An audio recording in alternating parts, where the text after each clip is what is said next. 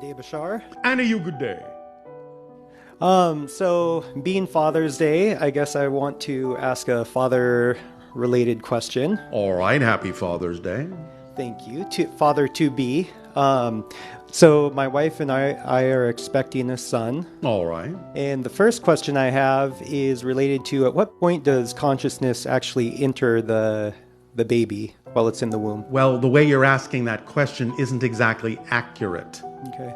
Because remember, everything is made of consciousness, no matter what it is. I understand what you're asking, but the idea is more, you're asking, when does that particular consciousness focus itself in such a way that it considers itself to be expressing its intelligence in a physical way, is what you're saying. Right. Yes? Right.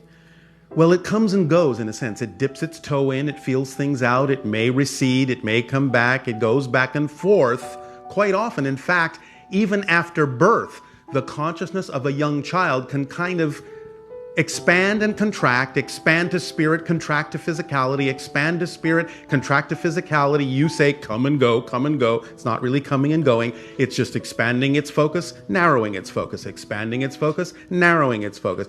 This can happen even for the first 3 or 4 years of life. Do you understand? Mm-hmm. But if you're asking the question, when is it capable of expressing consciousness through the actual physical form in a way that you understand as the expression of intelligence? Is that what you're asking? Yes. 49 days. Wow. Early on. Yes. Okay. So that then along that Because line, at that point, the structures then exist within the embryo that allows for the expression of consciousness in the way you understand it, in the way that it needs to express itself as a physical being. Then it's capable of actually expressing the idea of awareness in physical terms. Until that time, there is no structure in the embryonic brain that allows that expression to actually happen in physical terms. But it takes 49 days for that structure to be formed. Does that make sense? yes, it does. All right. So while the baby's been developing, what are ways that we can support and nurture the growth of the child, both, well, in all ways, spiritually, energetically, mentally, emotionally? Well, again, obviously, first and foremost, by being your true selves, because then the child is being born to parents that are willing to be their true selves, which then act as living examples for the child and how they can be their true selves as well. That's first and foremost, yes? Yeah, definitely. All right. Okay. So then the rest is up to your own imagination. When you are more your true self, you will have the inspirations and the ideas of what to do that would benefit all of you as a family. Yes? Yes. When the child then comes into physical reality, as we have said previously, then it comes into the idea of quote unquote educating the child, helping them, guiding them, acclimating them to the concepts of physical reality and your societies specifically. Then it's about making sure that you teach them that they are self-empowered beings, as powerful as they need to be to manifest whatever they truly need in life without having to hurt themselves or anyone else in order to do so. Allowing them to find what their passion in life is, and anything that you believe is important for them to understand about physical reality, as the parents, as the teachers, creating with your imaginations a safe space in which they can explore consequences of choices, so that when they then finally get out into the world, they will understand that their consequences do exist for the choices that they make, and they will then make more constructive choices because you've given them the opportunity to practice understanding the connections between the choices they make and the consequences that follow in physical terms. Also, whatever else that you believe they need to know to get along in your world, it would be best again to explore what it is that excites them the most, and then whatever you believe they really need to learn, adapt the lesson to their excitement. Don't try to shove their excitement into the lesson. Do you understand? Yeah. By creating interactive scenarios that seem very real for them, you will see very clearly what path they choose to follow. Children who then are allowed to adapt the lessons to their excitement will be eager to learn because you're teaching them how to learn in a way that aligns with who they truly are and uses their talents, their specific gifts, bringing them to bear to absorb information. The bottom line, in a sense, about the idea of teaching information that you believe is important to teach and allowing them to retain that information is telling them stories.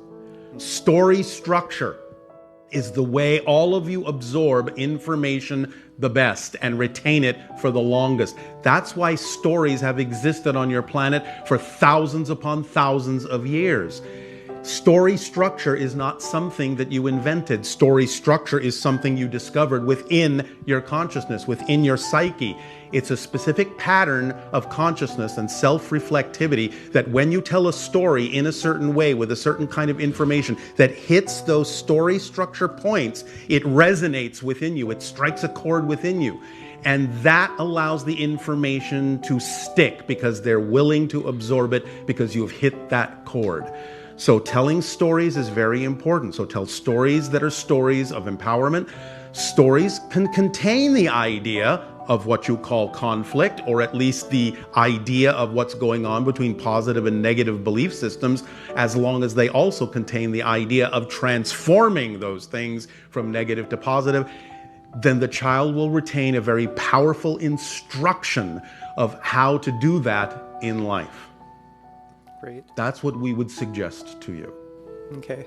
Does this help? Yes, definitely. From fifth density, how do you look at and view the role of fathership or fatherhood? Well, I'm not in fifth density. Oh, I thought you were. We are transitioning. Transitioning too. But remember that fifth density is synonymous with what you call spirit. Right. Therefore, in that sense, it's not quite the same kind of an experience in non-physical reality as it is in physical reality, except the basic premise that it's about, in a sense, creating what I call that space, that provision of space in which people can grow and learn and become themselves. That can translate in physical terms. You usually think, I know this is changing and it's supposed to change and become more balanced, but I know that classically you usually look at the idea of the masculine energy as the provider. You understand? Right. Now, all of you have that energy. All of you have the masculine, all of you have the feminine. It's about finding the balance within and empowering everyone in an equal way.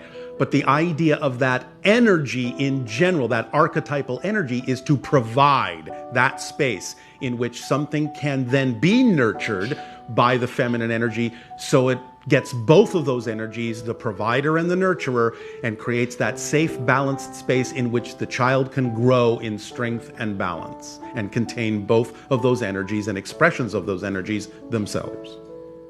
So that's the spiritual view of the energy. Yeah, that's great. Does that help? Definitely.